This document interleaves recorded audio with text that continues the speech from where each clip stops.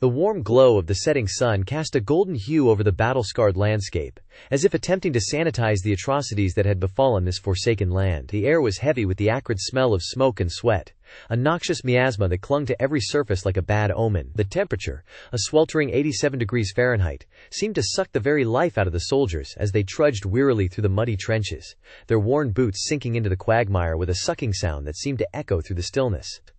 To the north, the staccato bursts of gunfire pierced the air, the distinctive report of the German Maschinengewehr 08, or MG-08, ringing out as the enemy attempted to pin down the advancing troops. The Allied forces, undaunted by the withering hail of bullets, pushed forward with grim determination, their own rifles at the ready.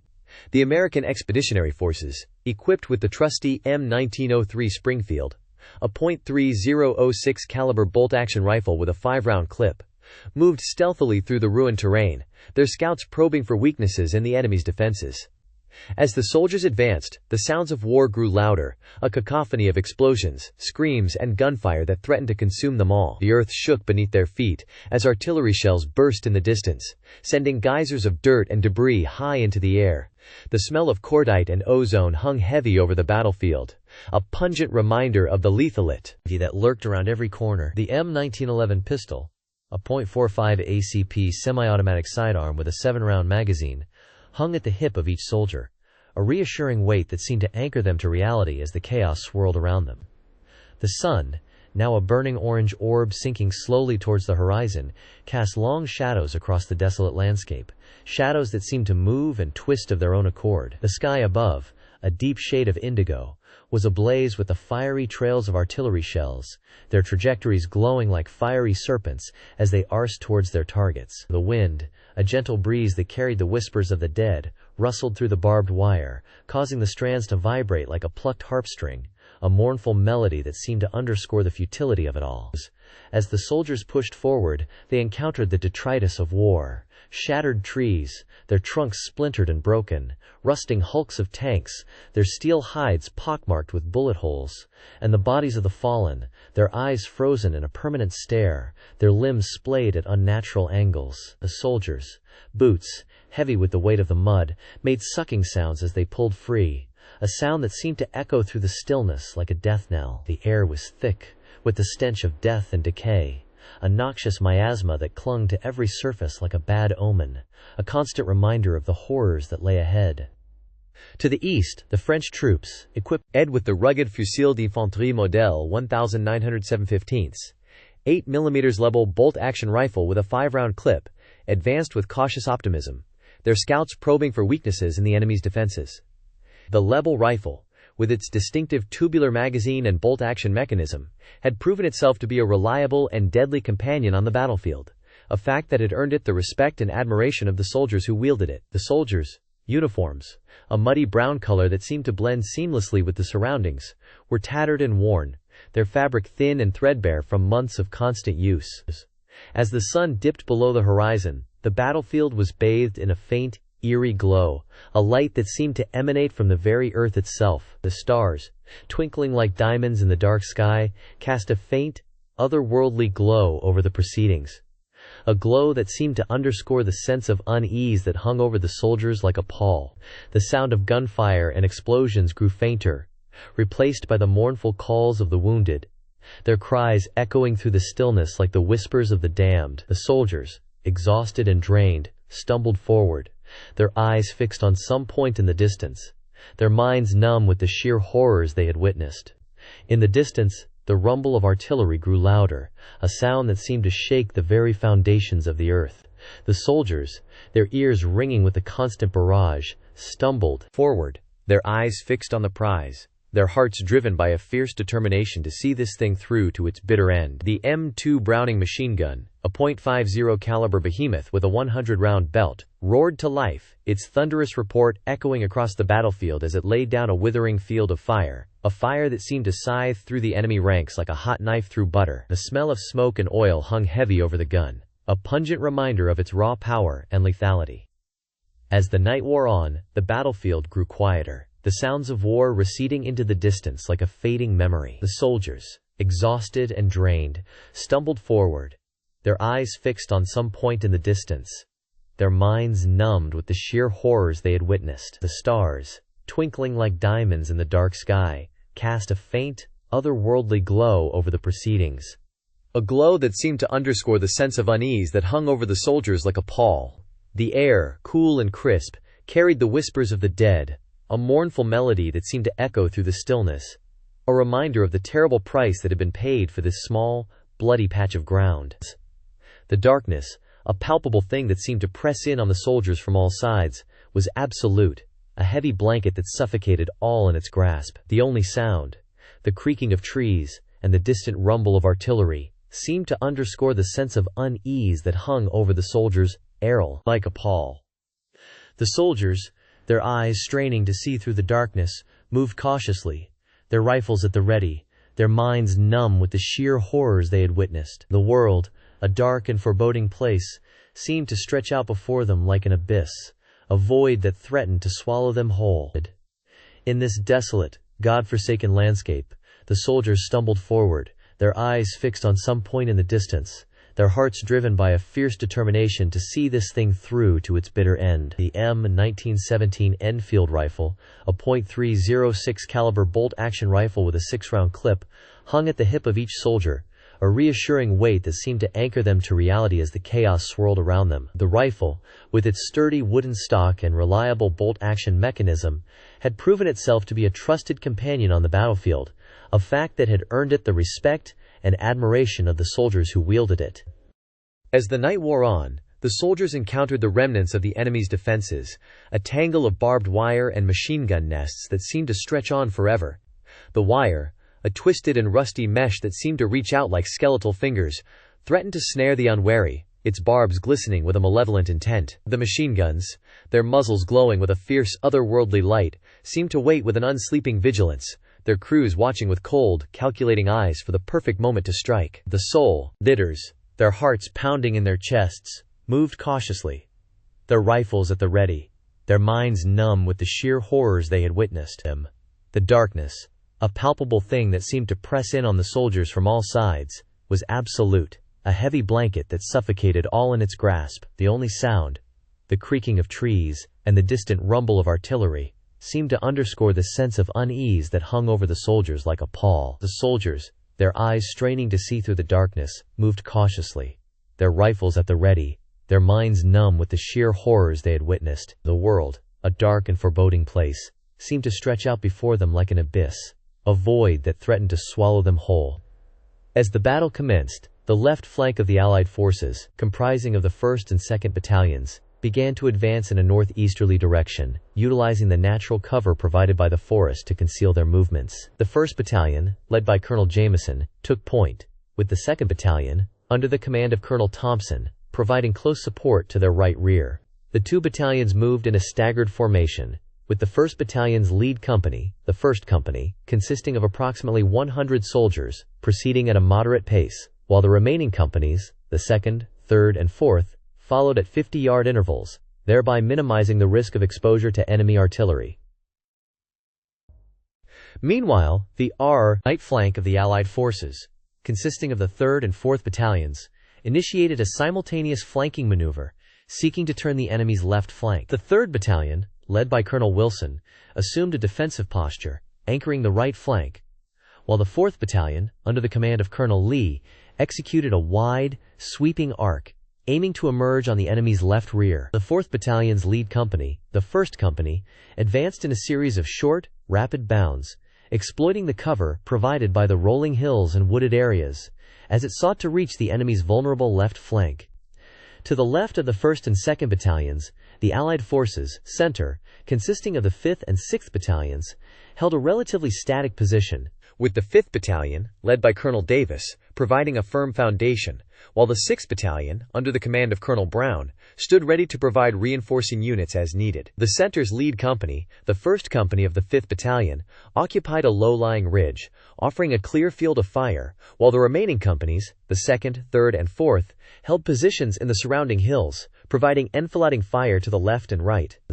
On the enemy's side, the defensive lines, manned by the 1st and 2nd Regiments, began to stir. As the Allied forces' advance became apparent, the 1st Regiment, led by Colonel Muller, anchored the left flank, with the 2nd Regiment, under the command of Colonel Schmidt, defending the right flank. The enemy's center, consisting of the 3rd and 4th Regiments, held a fortified position, with the 3rd Regiment, led by Colonel Weber, manning a series of fortified redoubts, while the 4th Regiment, under the command of Colonel Bauer, occupied a strong point, surrounded by abattis and chevaux de frise. As the Allied forces continued their advance, the enemy's artillery, consisting of 12-pounder guns, stationed on the high ground behind the center, began to open fire, directing a withering barrage against the 1st and 2nd Battalions. The shells, bursting with devastating effect, ripped through the Allied ranks, causing significant casualties and disrupting the formation. However, the 1st and 2nd Battalions, undaunted by the hail of artillery fire, pressed forward, relying on their discipline and training to maintain cohesion and momentum. To counter the Allied advance, the enemy's 1st Regiment, on the left flank, began to shift its weight, moving troops from the center to the left, in an attempt to bolster the threatened sector. Colonel Mueller, recognizing the danger posed by the Allied flanking maneuver, ordered his most experienced company, the 1st Company, to execute a rapid redeployment, aiming to intercept the 4th Battalion's lead company, as it emerged from the wooded area. The enemy's 1st Company, consisting of battle-hardened veterans, moved swiftly, exploiting the cover provided by the terrain, as they sought to cut off the 4th Battalion's advance and restore the integrity of the defensive line. As the battle raged on, the Allied forces, 3rd and 4th Battalions, on the right flank, continued their wide, sweeping arc, seeking to envelop the enemy's left flank. The 4th Battalion's lead company, the 1st Company, having overcome the initial obstacles, now found itself in a position to threaten the enemy's exposed left rear. Colonel Lee, seizing the initiative, ordered his troops to fix bayonets and prepare for a decisive charge, aiming to rupture the enemy's defensive line and create a breach that could be exploited by the supporting units. Concurrently, the Allied forces, center, consisting of the 5th and 6th Battalions, began to stir, as the enemy's defensive lines became increasingly stretched. Colonel Davis, recognizing the opportunity, ordered his 5th Battalion to advance, aiming to pin down the enemy's center and prevent the transfer of troops to the threatened flanks. The 5th Battalion's lead company, the 1st Company, moved forward, supported by the 6th Battalion, as the two units sought to create a salient in the enemy's line, which could be leveraged to further disrupt the defensive position. As the battle entered its critical phase, the Allied forces' commander, General Taylor, surveyed the unfolding scene, his eyes fixed on the decisive point, the enemy's left flank. Recognizing the opportunity presented by the 4th Battalion's successful flanking maneuver, General Taylor ordered his reserve units, the 7th and 8th Battalions, to move forward, aiming to reinforce the 4th Battalion and ensure the exploitation of the breach. The 7th and 8th Battalions, consisting of fresh troops, moved swiftly to the sound of the guns, their arrival on the battlefield promising to tip the balance in favor of the Allied forces. As the armies clashed on the outskirts of the besieged city, the air was filled with the cacophony of war. The scent of gunpowder and sweat hung heavy over the battlefield, where soldiers on both sides fought with a frenzy that bordered on desperation. The terrain, a maze of trenches and barricades, funneled the combatants into killing zones, where the withering crossfire from entrenched machine guns cut down anyone foolish enough to expose themselves. To the north, a battalion of M26 Pershing tanks, their 90mm guns blazing, attempted to break through the enemy's defenses. The tanks' armor, a combination of welded and cast steel, resisted the impacts of anti-tank projectiles, but the shock of each hit still sent shockwaves through the crew compartments. Inside, the tankers clung to their seats, their faces set in grim determination, as they worked in tandem to deliver precise, high-explosive rounds onto the enemy's strongpoints.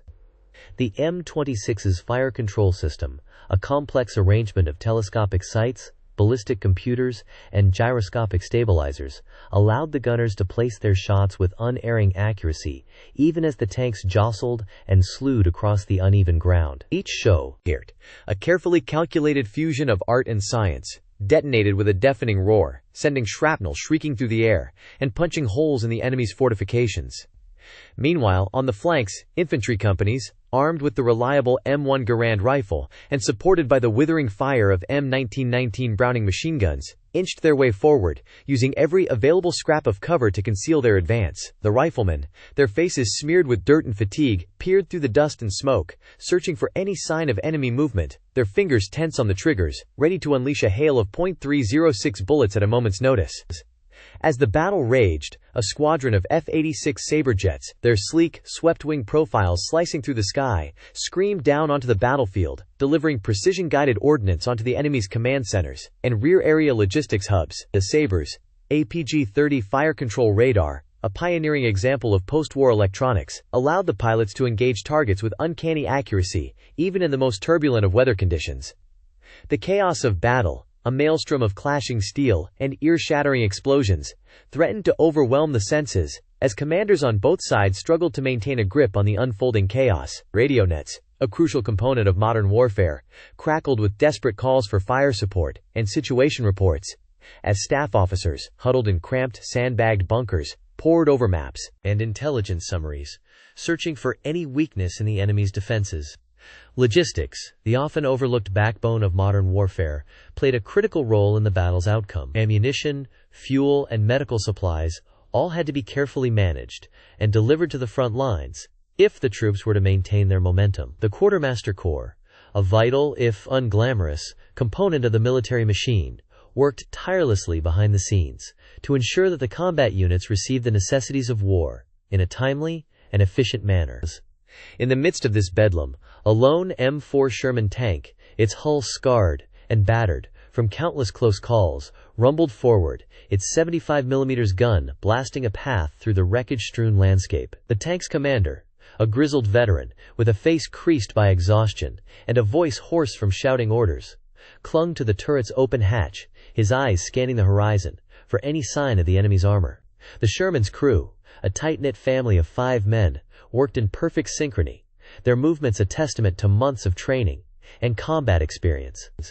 As the battle reached its crescendo, the M4 Sherman, its engine roaring, surged forward into a maelstrom of gunfire and explosions. The tank's armor, a fragile bulwark against the fury of the enemy's counterattack, shuddered and groaned under the impact of a dozen near-simultaneous hits. The crew, their faces set in grim determination, fought on, undoubt NTED, their training and discipline, allowing them to function even in the most extreme of circumstances.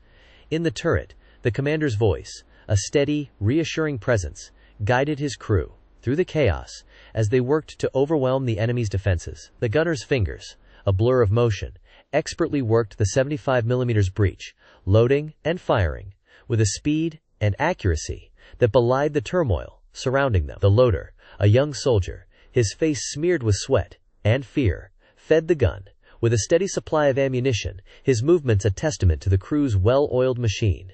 As the Sherman fought on, its crew, a tiny but vital component of the larger battle, played their part in the grand drama of war. Their actions, a complex interplay of training, discipline, and raw courage, helped to shape the outcome of the conflict in ways both grand and subtle. The tank, a mighty, if flawed, war machine, rumbled forward into the heart of the enemy's defenses, its crew, a band of brothers, bound together by their shared experience and their unyielding commitment to their mission. As the cacophony of war reached its zenith, the battlefield transformed into a surreal landscape of chaos and destruction. The air was heavy with the acrid smell of smoke and sweat.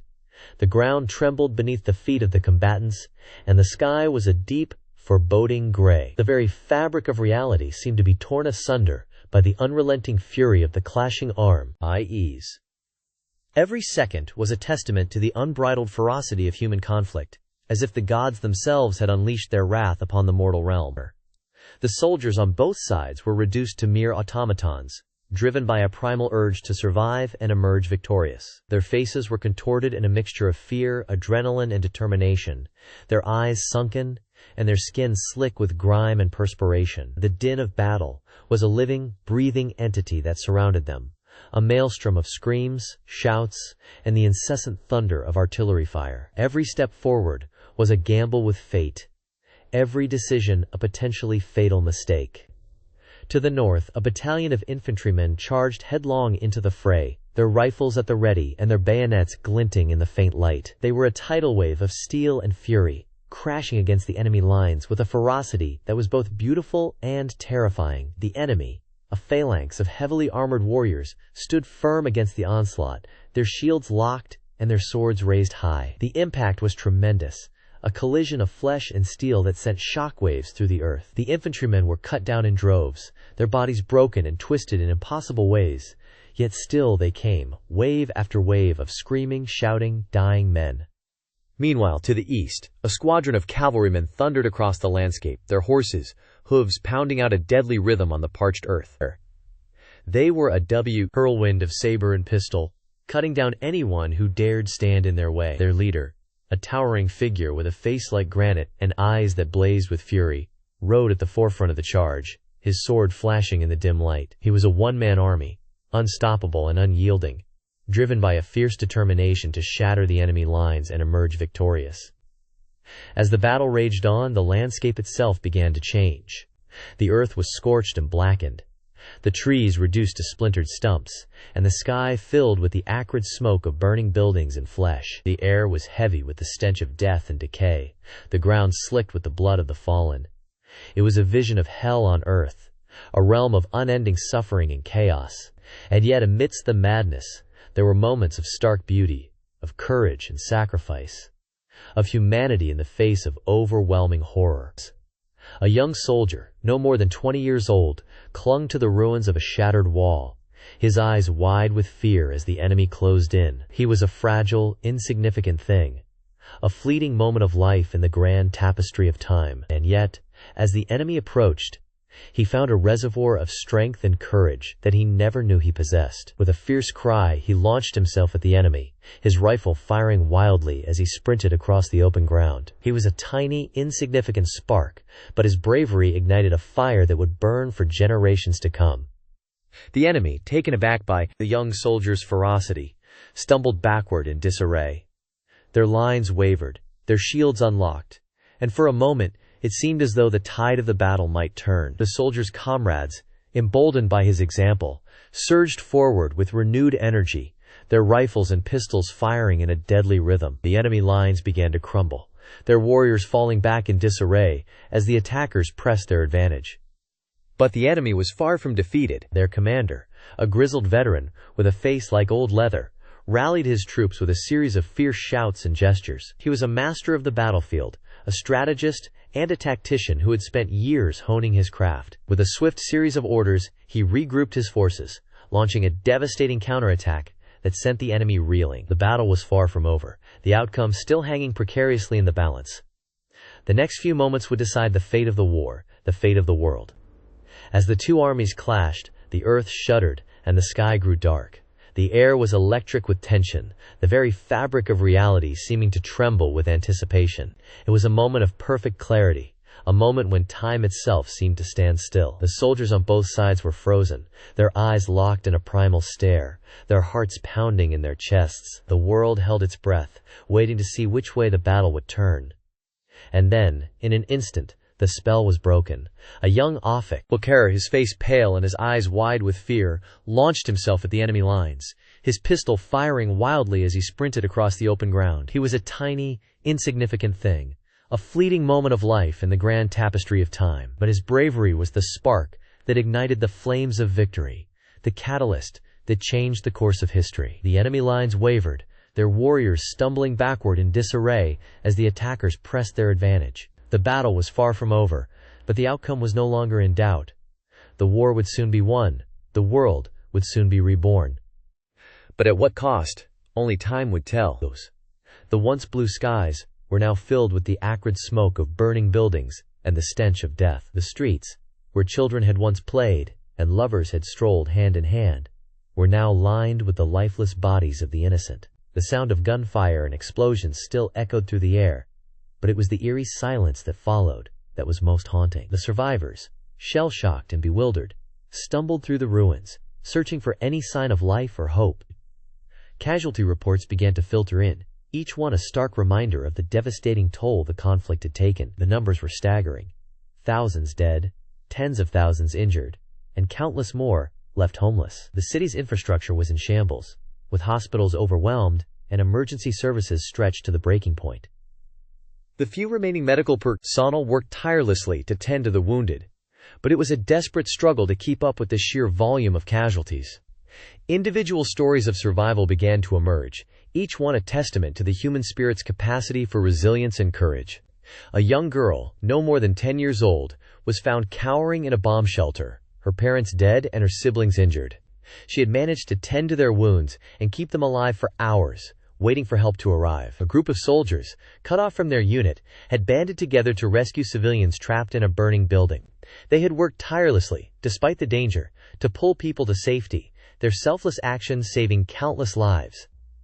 As the days passed, the true extent of the devastation became clear. Entire neighborhoods had been reduced to rubble, leaving survivors to pick through the wreckage in search of any belongings that might have survived. The city's water and food supplies were running low, and the risk of disease was growing by the hour. Aid convoys, laden with supplies and medical personnel, began to arrive, but it was a drop in the ocean compared to the scale of the disaster. Despite the chaos and destruction, there were moments of beauty and kindness. Strangers became instant friends, bonding over their shared trauma and working together to rebuild. Neighbors who had never spoken before came together to support each other, sharing what little food and water they had. The city's parks, once green oases, were now filled with makeshift shelters and refugee camps. But even in these harsh conditions, there were glimmers of hope. Children, resilient and adaptable, began to play again, laughing and chasing each other through the ruins. The psychological toll of the conflict was just beginning to become apparent. Survivors, haunted by the memories of what they had seen and experienced, struggled to come to terms with their new reality. Post-traumatic stress disorder, once a distant concept, was now a harsh reality for many. The city's mental health services were overwhelmed, and the few remaining counselors worked around the clock to provide support to those in need. As the weeks turned into months, the city began to take its first tentative steps towards recovery. Aid organizations, working tirelessly to provide relief, began to make a difference. Food and water supplies were replenished, and medical care became more widely available. The city's infrastructure, though still badly damaged, began to function again, with power and communications gradually being restored. But even as the city began to heal, the wounds of the conflict would take years to fully close. The survivors, forever changed by their experiences, would carry the scars of war with them for the rest of their lives. The city, once a thriving metropolis, would never be the same again, its people forever haunted by the memories of what had been lost. The conflict had left an indelible mark, a street-mark reminder of the devastating consequences of war and the importance of working towards a more peaceful future. In the midst of the devastation, there were those who refused to give up. A small group of community leaders, determined to rebuild their city, began to organize relief efforts and advocate for support from the government and international organizations. They worked tirelessly, often at great personal risk, to bring hope and assistance to those who needed it most. Their efforts, though small in comparison to the scale of the disaster, were a beacon of light in a city torn apart by conflict. They demonstrated that even in the darkest of times, there was always a way forward, always a chance for renewal and rebirth. As the city began its long and difficult journey towards recovery, it was these individuals, driven by their courage and determination, who would play a crucial role in shaping its future. The city's story was far from over, and the road ahead would be long and arduous. But even in the midst of such devastation, there was a sense of hope. A sense that somehow, some way, the city would rise again, stronger and more resilient than ever before. The survivors, though forever changed by their experiences, would emerge from the ashes, scarred but unbroken, ready to face whatever challenges lay ahead. And as they looked out upon the ruins of their city, they knew that they would rebuild, that they would create a new future, one that would be brighter, safer, and more just for all. As the dust settled on the battlefields, the world began to take stock of the profound changes that had taken place. The global balance of power had shifted irrevocably, with new alliances forged and old rivalries reignited. The consequences of these seismic changes would be felt for generations to come, shaping the course of history in ways both subtle and profound. The reverberations of war had awakened long-dormant tensions, as nascent nation-states began to assert their claims to independence and self-determination.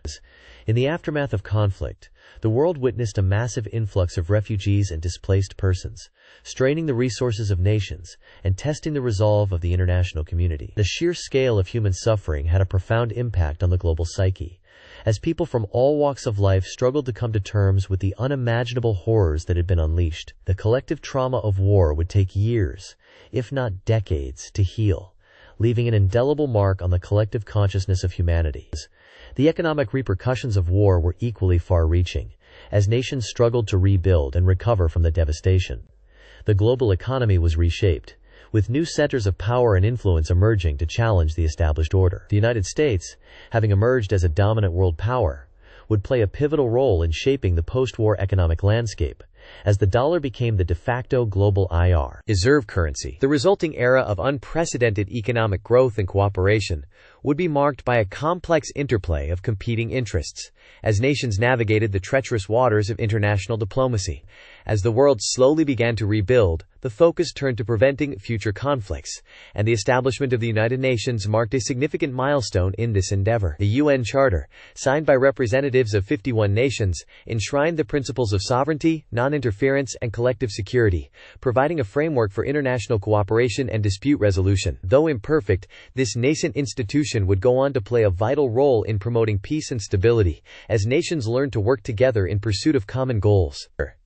The long-term geopolitical impact of these events would be profound, shaping the course of international relations for decades to come. The rise of new global powers, the emergence of novel geopolitical alliances, and the evolving nature of warfare itself. All these factors would contribute to an increasingly complex and interconnected world. As nations continued to grapple with the challenges of globalization, the lessons of history would serve as a poignant reminder of the importance of diplomacy, cooperation, and multilateralism in preventing the outbreak of conflict.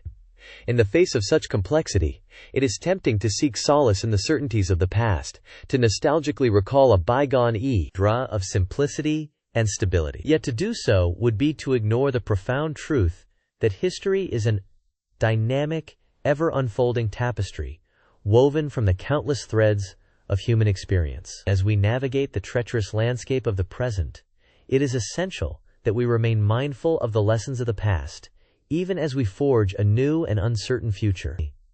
In the end, it is not the grand sweep of historical events that defines us, but the countless small choices we make each day. The legacy of war serves as a poignant reminder of the importance of empathy, compassion, and cooperation, as we strive to build a world that is more just, more equitable, and more at peace. As we reflect on the profound implications of these events, we are compelled to ask ourselves, what will we do with the knowledge of the past? How will we apply the lessons of history to shape a brighter, more secure future for all? As we conclude this examination of the long-term geopolitical impact of these pivotal events, I invite you to join me on this ongoing journey of discovery as we delve into the complexities of the past and explore the implications for our shared future. To stay informed about the latest developments in the field of military history, and to gain a deeper understanding of the intricacies of geopolitics, I encourage you to subscribe to our channel, where we will continue to explore the rich and complex landscape of human conflict and the enduring legacy of war. As we reflect on the legacy of war, we are invited to subscribe to a new way of thinking, one that prioritizes peace, cooperation, and mutual understanding. We are encouraged to explore the complexities of conflict, to consider the perspectives of all parties involved, and to work towards a more just and equitable world. By doing so, we can create a brighter future, one that is free from the ravages of war, and that is guided by a deep respect for human dignity and a profound appreciation for the beauty of life. So I invite you to subscribe to this vision, to join me on this journey of discovery, and to work together towards a world that is more peaceful, more just, and more prosperous for all. Subscribe now, and let us embark on this journey together as we strive to create a brighter future for generations to come.